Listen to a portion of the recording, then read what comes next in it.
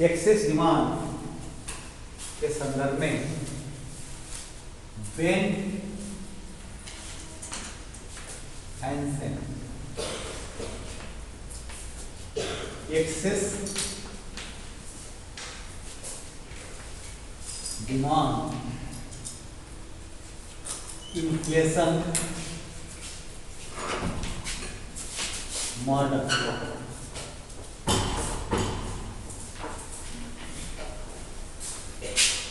Ben Hansen ने excess demand inflation model लिख दिया,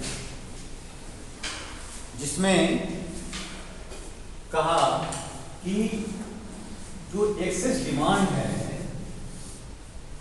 वो दो बाजारों में एक साथ उत्पन्न होता है। एक तो गुड्स मार्केट और दूसरा फैक्टर।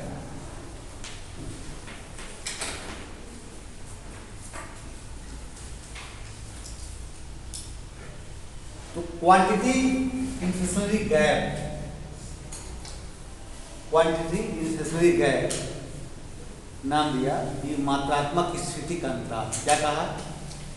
कौन सा एक्सेस डिमांड को क्या नाम दिया? ये कहा कि क्वांटिटी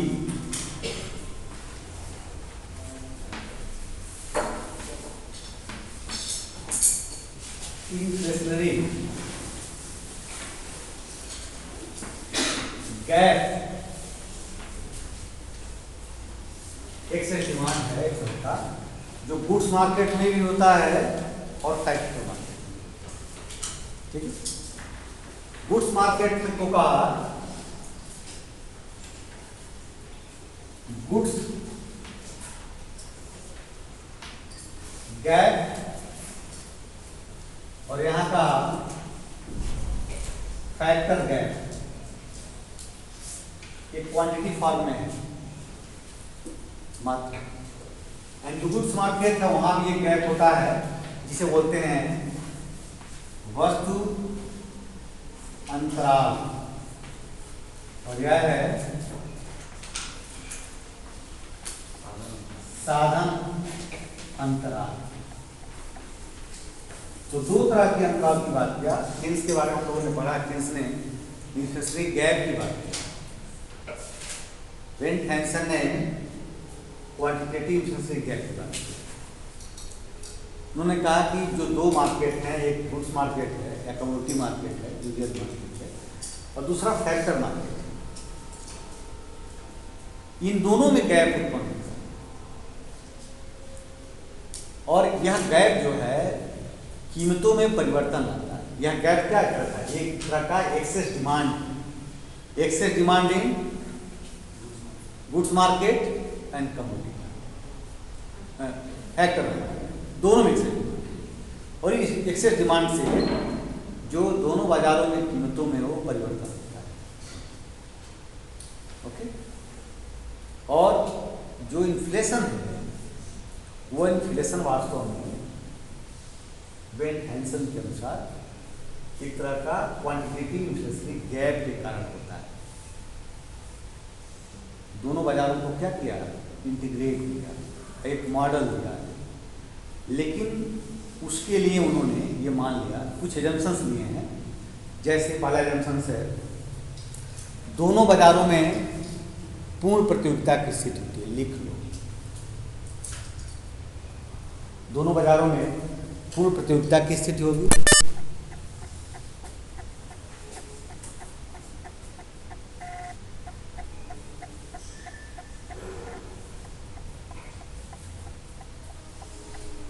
दूसरा,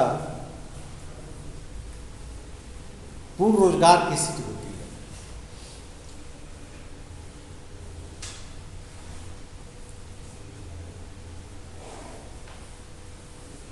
तीसरा,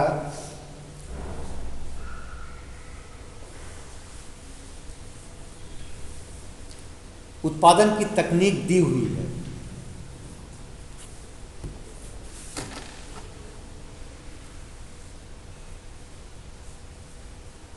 चौथा, परिवर्तनीय साधन सिर्फ और सिर्फ श्रम है, लेबर।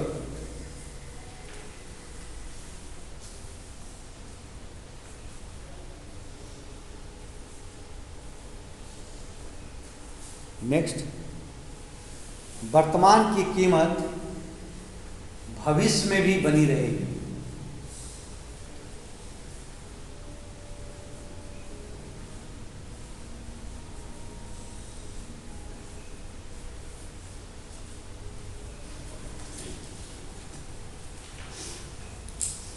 इसके आधार पर, इस एजम्पशन के आधार पर जो मॉडल दिया, गुड्स मार्केट के लिए कहा कि जो गुड्स मार्केट है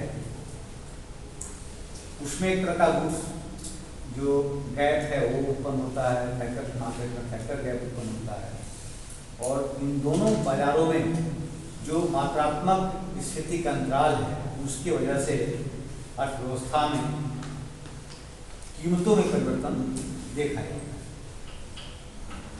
महत्वपूर्ण यह है कि उन्होंने एक डिमांड फंक्शन लिया D, D is function of, उन्होंने कहा पी अपान एक फंक्शन,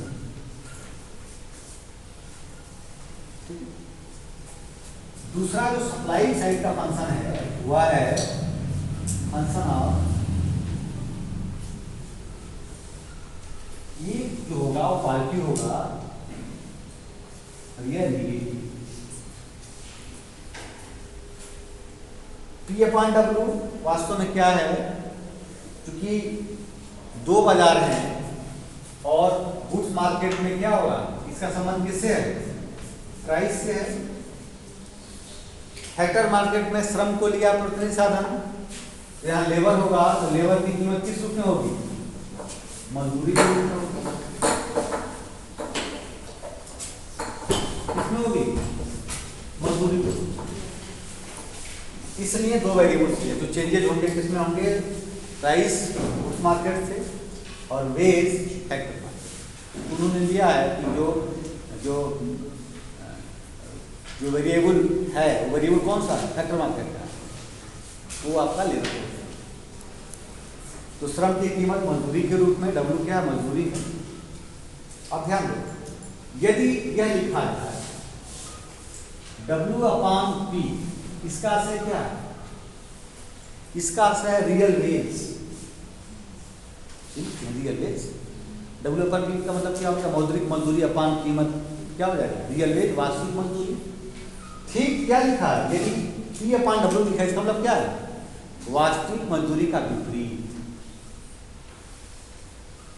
प्राइस और वेज का एक रेशियो, कीमत और मजदूरी का यह अनुपात, कीमत और मजदूरी का अनुपात प्रभावित करता है मांग को, कीमत और मजदूरी का अनुपात प्रभावित करता है सप्लाई। कैसे करता है, ध्यान रखिए।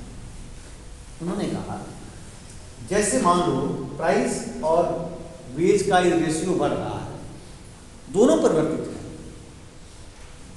यदि प्राइस भी बढ़ रहा है, प्राइस भी बढ़ रहा है और वेज भी बढ़ रहा है, और इसके परिणाम स्वरूप की मान लें पी अपान डब्ल्यू ये इंक्रीज कर रहा है, इसका मतलब क्या है, इसका सीधा सा मतलब है कि कीमतों में जो परिवर्तन की गति है, वस्तुओं की कीमतों में जो परिवर्तन करती है, वस्तु बाजार में जो कीमतों की परिवर्तन की गति है, वह साधन बाजार में श्रम की कीमत मजदूरी के रूप में क्या है, उससे अधिक है। दोनों बढ़ रहे हैं, लेकिन तेजी से कौन बढ़ रहा है,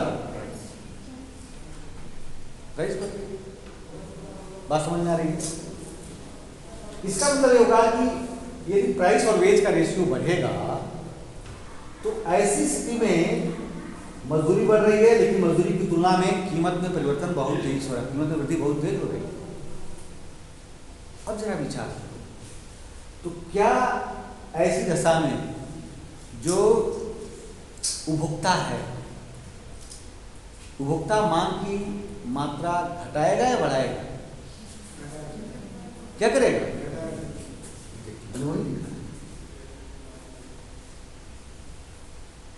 यह बढ़ेगा ये क्या होगा, घटेगा। बात समझ में आ गई। दूसरी बात सप्लाई साइड में जरा देखो कि यदि पी और डब्ल्यू का रेशियो बढ़ रहा है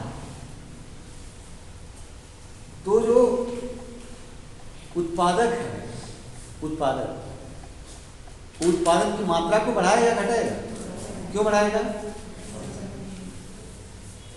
क्योंकि लागत बढ़ रहा है, लेकिन लागत की तुलना में जो उत्पादन के बाद जो कीमत मिलेगा उसको, वो क्या होगा? अधिक होगा। तो प्रॉफिट मार्जिन क्या हो रहा? बढ़ रहा है। तो क्या चाहेगा? उत्पादन की मात्रा को बढ़ाना चाहेगा। बात समझ में आ गई? इसीलिए इसको दिखाया पॉजिटिव, इसको दिखाया नहीं। ओके, इसमें कोई किसी को दिक्कत? ये बातें लिख लीजिए, यही महत्वपूर्ण है इसको समझाने की। यानी इसका जो संबंध है, हमने किससे कहा? ये क्या है? उपभोक्ता के लिए, और यह उत्पादक।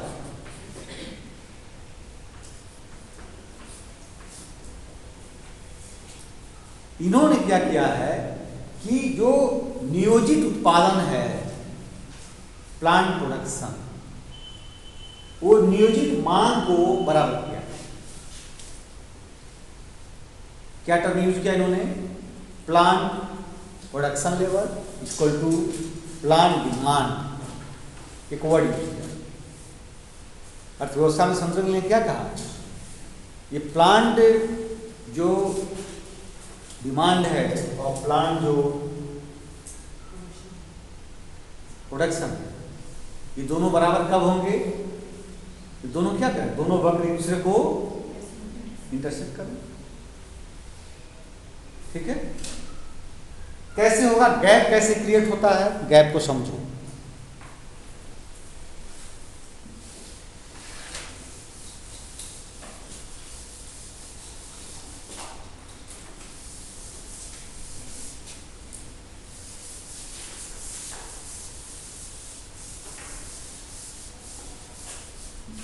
कैसे?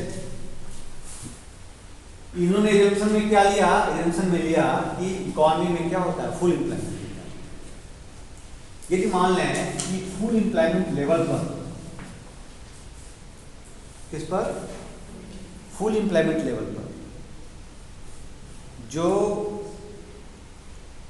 उत्पादन का स्तर है, वो हमने लिख लिया QF। क्या लिखा?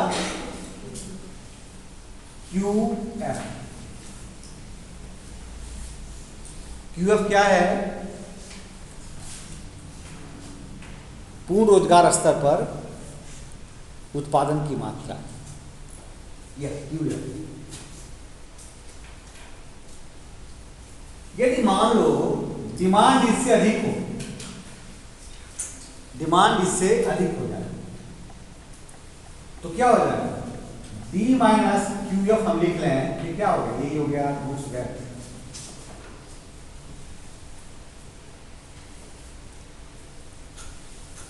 वस्तु अंतराल, ये किस पर है? Output at full employment QF, ये गुड्स गैप। इसी प्रकार यदि हम फैक्टर गैप निकालें, फैक्टर गैप के लिए क्या बताया? अभी सप्लाई साइड से संबंधित है फैक्टर को, तो क्या हो जाएगा? S minus QF।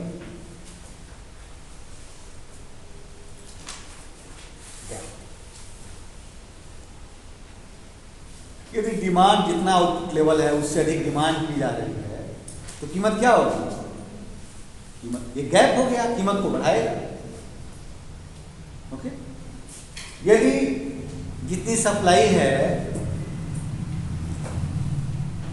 सप्लाई इतनी की जा रही है और ये स्थिति है, फिर क्या करेगा ये? मजदूरी को, इतना फुल एम्प्लॉयमेंट लेवल पर है, सप्लाई इतनी हो रही है, तो इस तरह का गैप है, बोल गैप नहीं। तो ये क्या करेगा? ये मजदूरी में परिवर्तन लाएगा। ये गैप, यह जो गैप है वो किसे परिवर्तन लाएगा? P। यह गैप किसे परिवर्तन लाएगा? मजदूरी। ठीक है? वो कैसे वर्क करेंगे? यदि मान लो ये दोनों बराबर हों तो गैप क्या होगा? ये दोनों बराबर हो, गैप क्या होगा? जीरो हो जाएगा। ये दोनों बराबर हो, गैप क्या हो जाएगा? जीरो हो जाएगा। एक छोटा सा डायग्राम,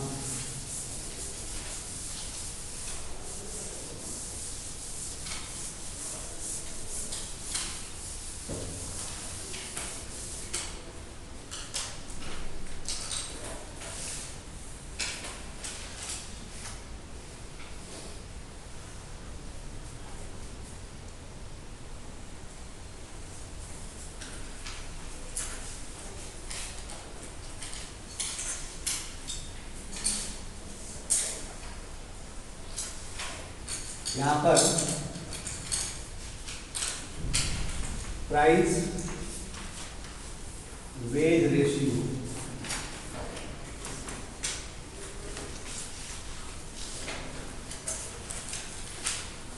यहां पर आउटपुट,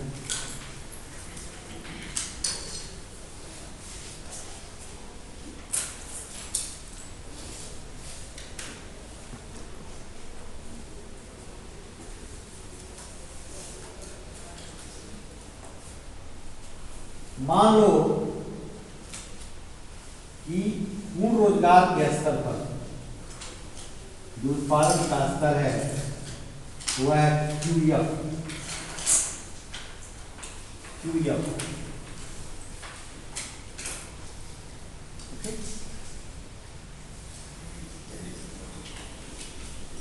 लेकिन इन्होंने रूल किया कि सप्लाई और डिमांड का जो इंटरसेक्ट पॉइंट है, यदि QF लाइन के राइट साइड में, किस साइड में है?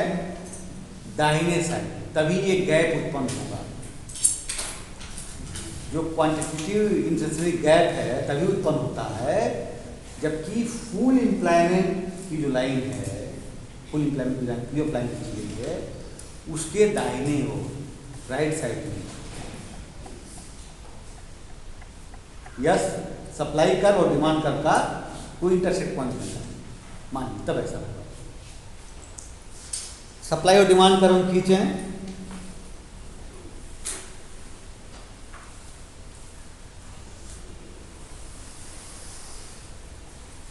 ये सप्लाई कर है,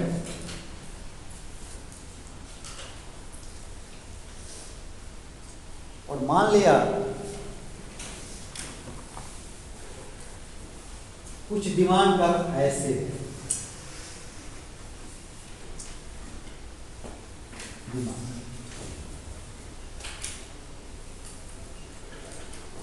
ओके, पॉइंट बी,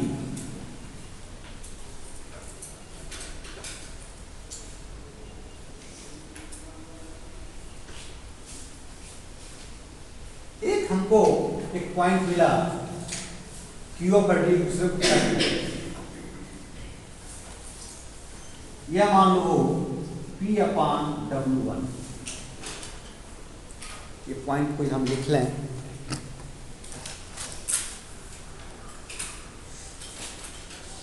ये पॉइंट है A,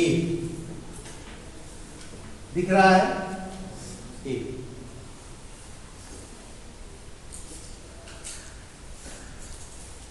P/W1 यानी जो रेशियो है प्राइस और वेज का, इस रेशियो पर जो गुड्स गैप है वो कितना है?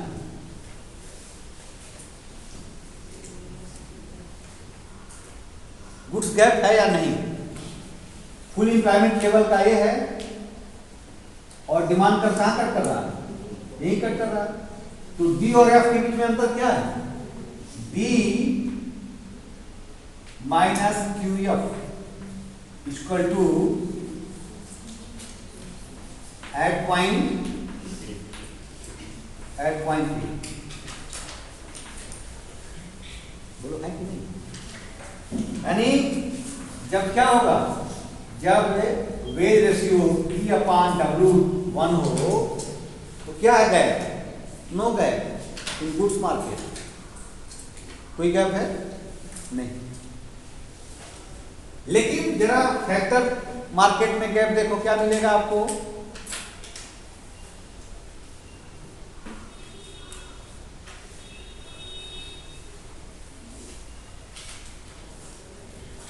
ये पॉइंट हम लिख रहे हैं टी।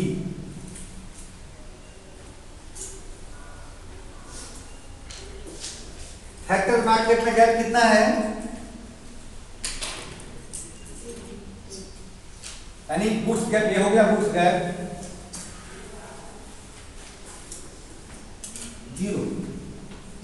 फैक्टर गैप कितना होगा, बोलो, एस माइनस क्यू एफ, ये कितना है,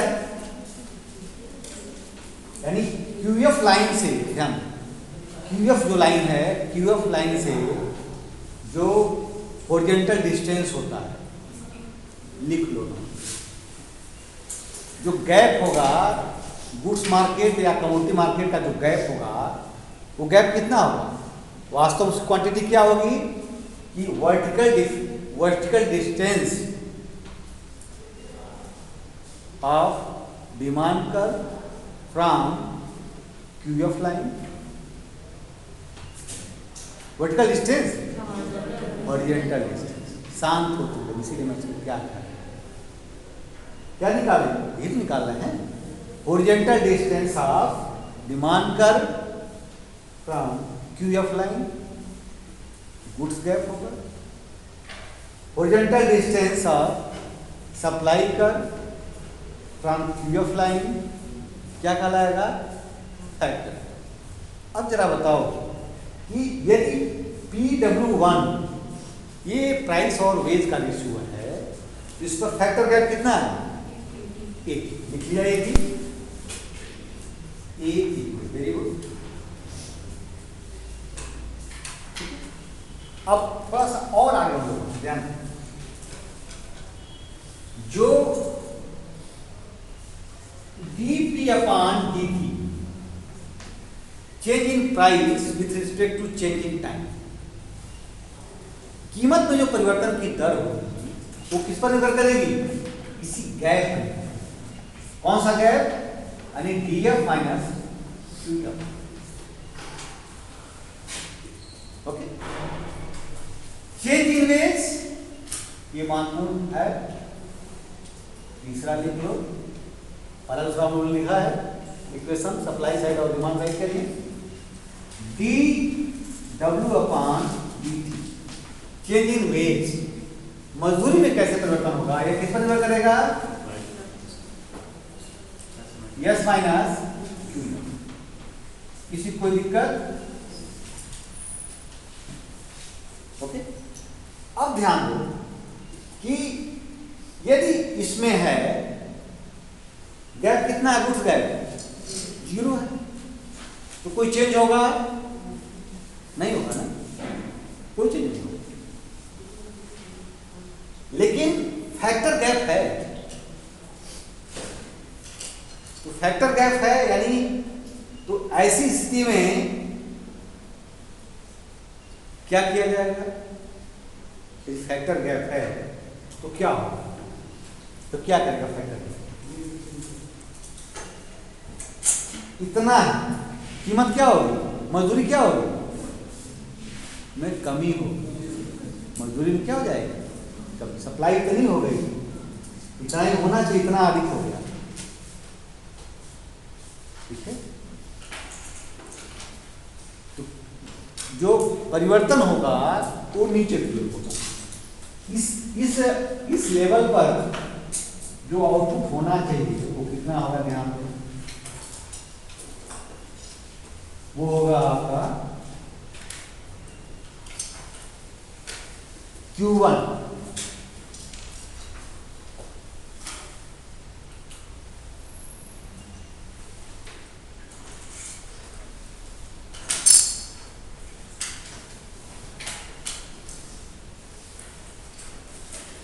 ये पॉइंट मान लिया हमने, यह है PW4,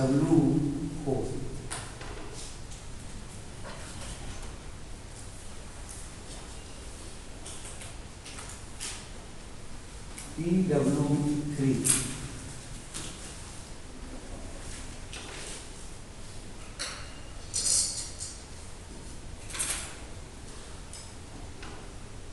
ऐसे ही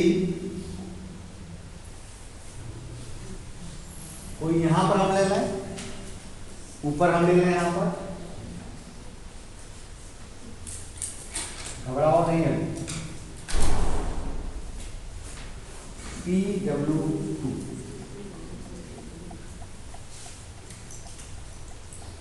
इसको हम लिख लें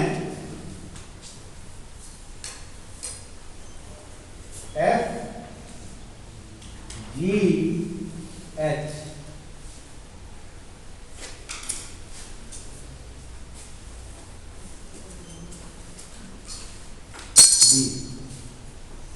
इसको हम लिख सकते हैं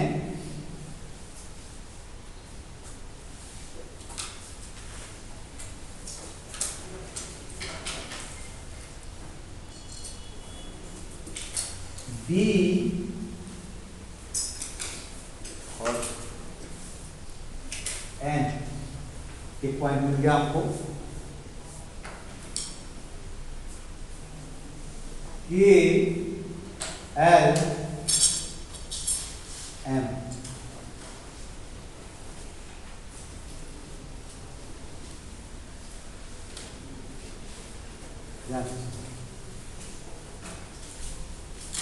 यदि यह स्थिति होगी,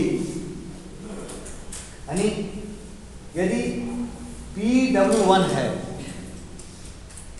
प्राइस और वेज का रेशियो यह है, ऐसी स्थिति में गैप क्या देख रहे हैं हम? गुड्स गैप 0 है और फैक्टर गैप 80 के बराबर है। ओके, यानी प्राइस में जो परिवर्तन होगा वह परिवर्तन इससे क्या होगा? कम होगा, अधिक?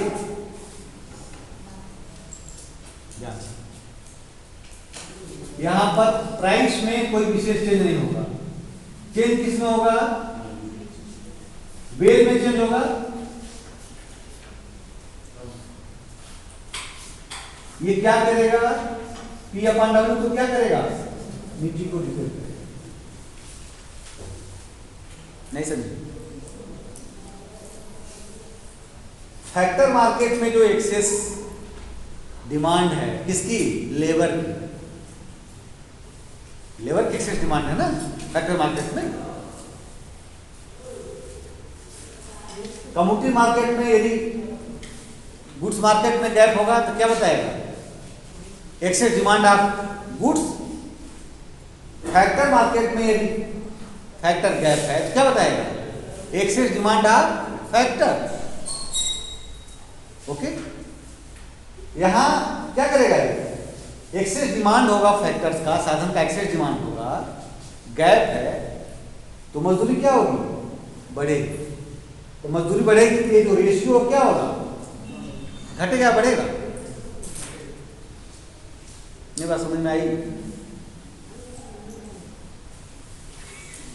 प्राइस मान लो 5 रुपए है, मजदूरी पहले थी 6 रुपए। एक्सेस डिमांड है लेबर फोर्स की, क्योंकि फैक्टर गैप कितना है? 80 के बराबर। ये क्या करेगा? लिखा है ना, change in wage rate factor gap से, change in price goods gap से। तो यदि इसके बीच डिफरेंस है, गैप है, क्या करेगा? इसको बढ़ाएगा, वेज को बढ़ाएगा। इन दोनों के लिए है। यदि ये गैप है तो कीमत को बढ़ाएगा, ये गैप है तो इसको बढ़ाएगा। तो मजदूरी क्या हो गई? बढ़कर कितनी हो गई? मान लो हो गई मजदूरी बढ़कर के 10। पहले रेशियो क्या था इनके बीच? 5/6। अब रेशियो क्या हो जाएगा इनके बीच? क्या हो जाएगा? 5.10। क्या हुआ? 1/2। ये बड़ा है और ये बड़ा, क्या कौन सा बड़ा है? बड़ा कौन है? 1/2 बड़ा है।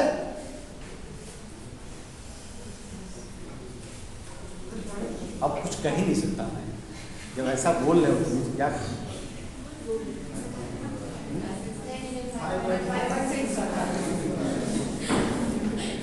अब क्या बताएं तुम लोग, बताओ। चलो ऐसा निकाल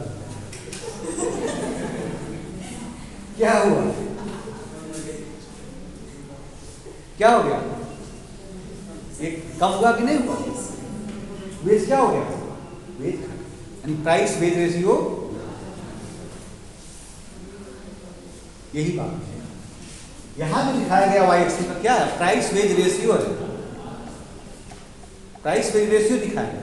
प्राइस वेज रेशियो क्या हो गया, प्राइस में कोई चेंज नहीं हुआ, लेकिन वेज क्या हो गया, बढ़ गया, प्राइस वेज रेशियो क्या होगा, कम हो गया, वो कम नीचे क्यों रिपेयर करेगा, ठीक है। इसका मतलब हुआ कि प्राइस वेज रेशियो जब फैक्टर, जब गुड्स जो गैप है वो 0 होगा तो प्राइस वेज रेशियो उससे अधिक नहीं हो सकता है। ये फोर्सेज क्या ऊपर क्यों लग रहे हैं, फोर्सेज नीचे क्यों लग रहे हैं। ठीक ऐसे ही यदि मान लो हमें कहा है कि प्राइस वेज रेशियो क्या हो,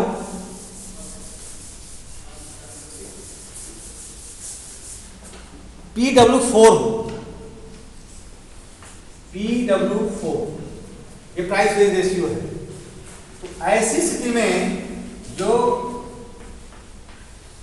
गुड्स गैप है, गुड्स गैप वो कितना होगा, वस्तु अंतराल कितना होगा बताओ, कितना होगा बोलो,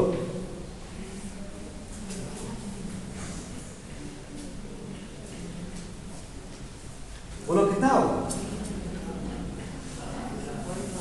BN, BN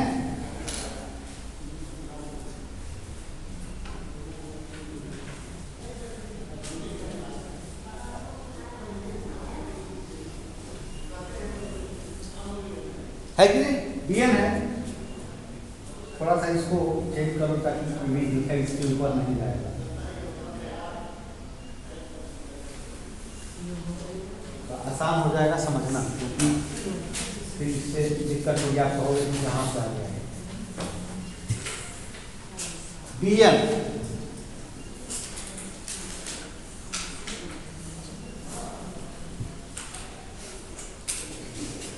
P/W4 पर जो फैक्टर गैप है कितना है, कितना है, 0। चीजों को समझने के उसके नीचे नहीं जाएगा। यहां पर क्या होगा, ये गैप किसको बढ़ाएगा, प्राइस को बढ़ाएगा, और यहां कोई चेंज नहीं होगा क्योंकि फैक्टर गैप क्या है, 0। ऐसी दशा में फैक्टर गैप 0 होगा तो वेज में कोई चेंज नहीं होगा, सिर्फ प्राइस में चेंज होगा। तो P/W क्या होगा, no change in wage but more change in price, and dP/dt क्या होगा, वो प्रभावित हो जाएगा, और dW/dt क्या होगा, 0 होगा, कोई चेंज नहीं होगा क्योंकि गैप नहीं है, फैक्टर गैप नहीं है।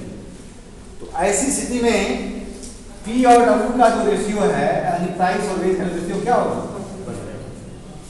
यानी क्या होगा, कीमत क्या है, तो एक दो हमको बाउंड्री मिल गई, दो बाउंड्री क्या मिल गई, एक बाउंड्री मिली P1 और PW1 की, और दूसरी बाउंड्री में गई PW4।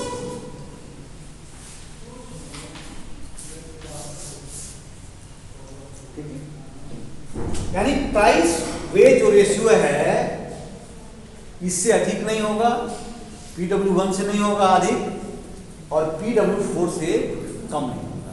बात समझना, इसलिए मैंने इसको यहाँ इसके ऊपर नीचे लिया।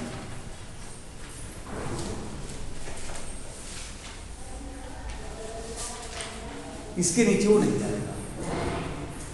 हमको यहाँ दिखाना था, ध्यान रखना, सिर्फ यहाँ दिखाना, सिर्फ हमको क्या दिखाना है कि जो गुड्स गैप है वो 0 है, और नीचे दिखाइए आप जो फैक्टर गैप है वो 0। फैक्टर गैप तो पहले ही आ जा रहा था 0, तो उसके ऊपर ही हमको इसको सिर्फ करना चाहिए, करना पड़ता है, इसलिए हमने उसको नीचे कर, ठीक है, ताकि ये बताने के लिए जो रेंज होगा प्राइस और वेज के रेशियो में जो रेंज होगा चेंज होने का, वो रेंज होगा यहाँ और यहाँ। ओके, यदि मान लो किसी वजह से PW2 हो तो क्या होगा? PW2 की स्थिति में क्या होगा? अब क्या देख रहे हो यहां पर? PW2 की स्थिति में देखो आप कितना गैप है, ये लिख लो। यदि P/W2 प्राइस वेज रेशियो क्या हो, P/W2 हो, तो ऐसी स्थिति में गुड्स गैप कितना है?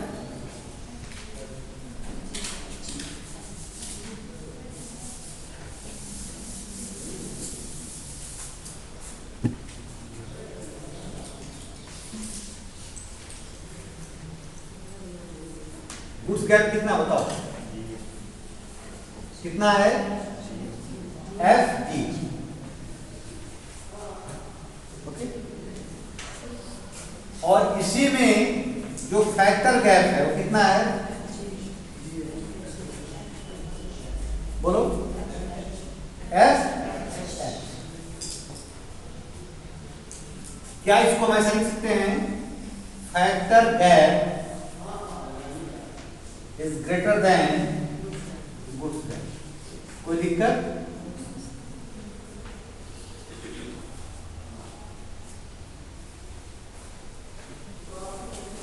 इसका मतलब जो वेज में चेंज होगा, जो वृद्धि होगी, वो क्या होगा? प्राइस में वृद्धि हो रही है उससे तेजी से, दोनों बढ़ेंगे, गैप दोनों में है ना, गुड्स गैप भी है, फैक्टर गैप भी है, परिवर्तन दोनों में होगा, वृद्धि दोनों में होगा। वेज ही बढ़ेगा, प्राइस भी बढ़ेगा, क्योंकि दोनों तरह का गैप है, फैक्टर गैप भी है, गुड्स गैप भी है। लेकिन फास्टर कौन है? वेज। तो इसके परिणाम स्वरूप, इसके आधार पर यदि हम देखें P/W, ये इसमें मूवमेंट किस तरह का होगा? क्या होगा? बात समझ में आ गई? इसका मतलब हो गया कि P/W1 जो है वो क्या होगा? मैक्सिमम है रेशियो, उसके ऊपर नहीं जाएगा। इससे जब नीचे आएगा तो क्या होगा? वो नीचे की ओर रिपेयर करेगा, यानी प्राइस वेज रेशियो क्या होंगे? दोनों चेंज होते। देखो, कीमत भी बढ़ रही है, मजदूरी भी बढ़ रही है, लेकिन इनका रेशियो क्या होगा? रेशियो इनका घटेगा, नीचे की ओर। ठीक इसी प्रकार हमने मान लो ले लिया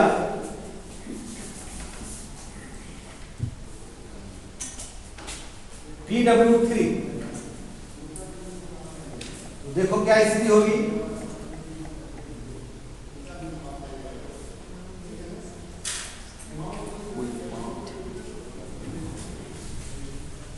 ये लिख लो, कोई पॉइंट नहीं,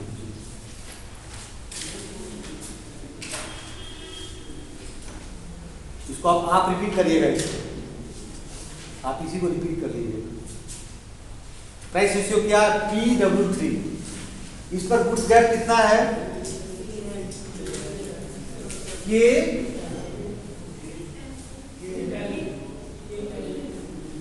KL। फैक्टर गैप कितना है?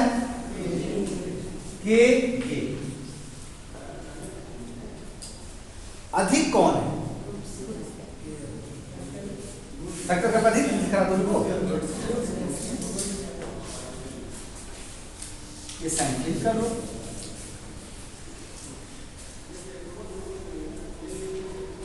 ठीक, यहां क्या हो जाएगा?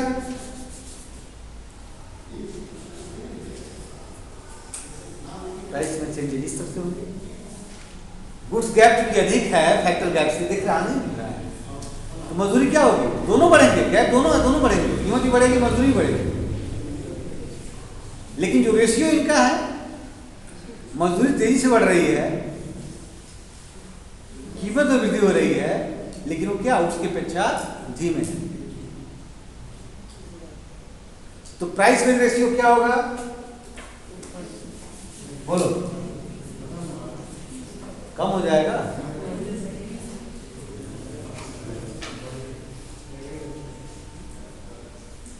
कम हो जाएगा, क्या होगा,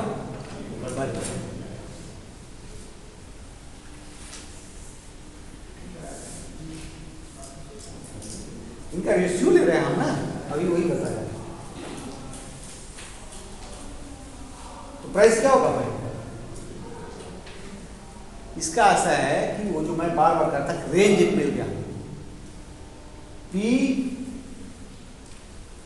W1 का रेशियो मैक्सिमम होगा, PW4 का रेशियो मिनिमम होगा।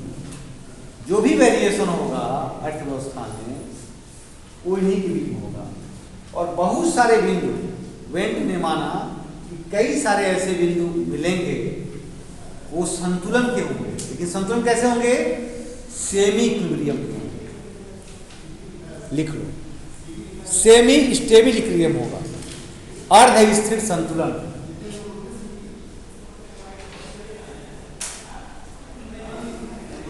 अर्ध स्थिर संतुलन, सेमी स्टेबल इक्विलिब्रियम।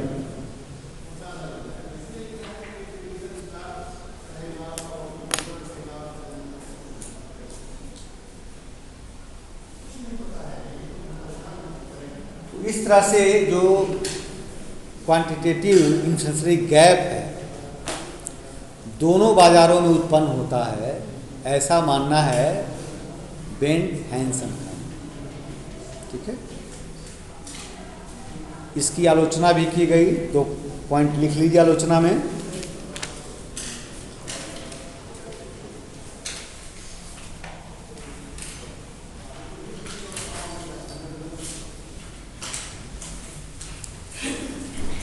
बेंट ने अपने जंक्शंस में लिया, जो भी गैप दिखाया वो गैप किसके आधार पर लिया, पूर्ण रोजगार के बाद। जो भी गैप बात कर रहा हूं क्या है, फुल एम्प्लॉयमेंट और जो आउटपुट है उसके बाद की बात कर रहा हूं, उससे डिफरेंस निकालना है। ठीक है, ये कहना है कि कोई जरूरी नहीं है, अल्फा कहना है, ये जरूरी नहीं है कि जो दबाव है, जो मौद्रिक दबाव है, जो मॉनेटरी प्रेशर है, वह पूर्ण रोजगार के बाद ही हो। वास्तविक स्थिति यह होती है किस तरह का मौद्रिक दबाव पूर्ण रोजगार के पहले ही उत्पन्न हो जाता है, जिसकी चर्चा बेंट हैंसन ने नहीं की है।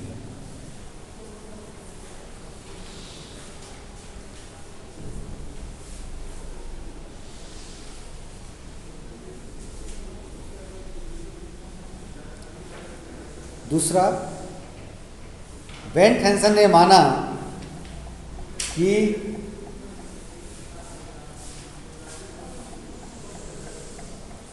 कीमत मजदूरी अनुपात में परिवर्तन पूर्व के कीमत मजदूरी अनुपात में परिवर्तन के ऊपर निर्भर करता है।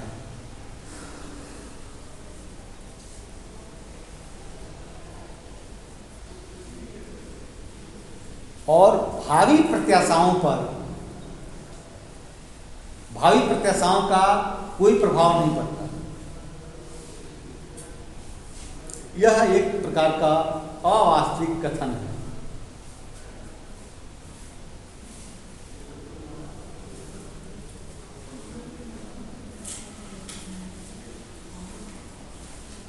यह मॉडल दोनों बाजारों में पूर्ण प्रतियोगिता की मान्यता पर आधारित है, जो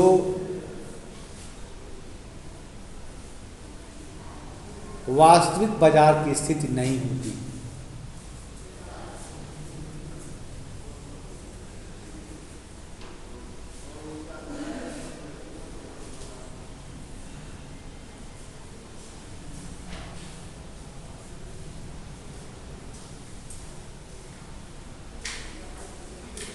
यह सिद्धांत मौद्रिक नीति तथा मुद्रा की मात्रा में परिवर्तन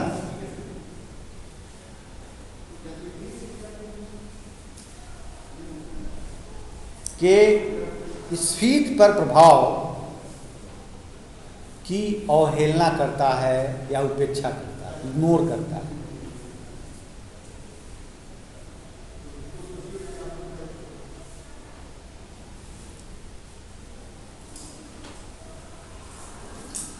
इस तरह से जो बेंट हैंसन मॉडल है कंप्लीट हुआ। कल हम लोग पढ़ेंगे कास्ट पुश इन्फ्लेशन के बारे में।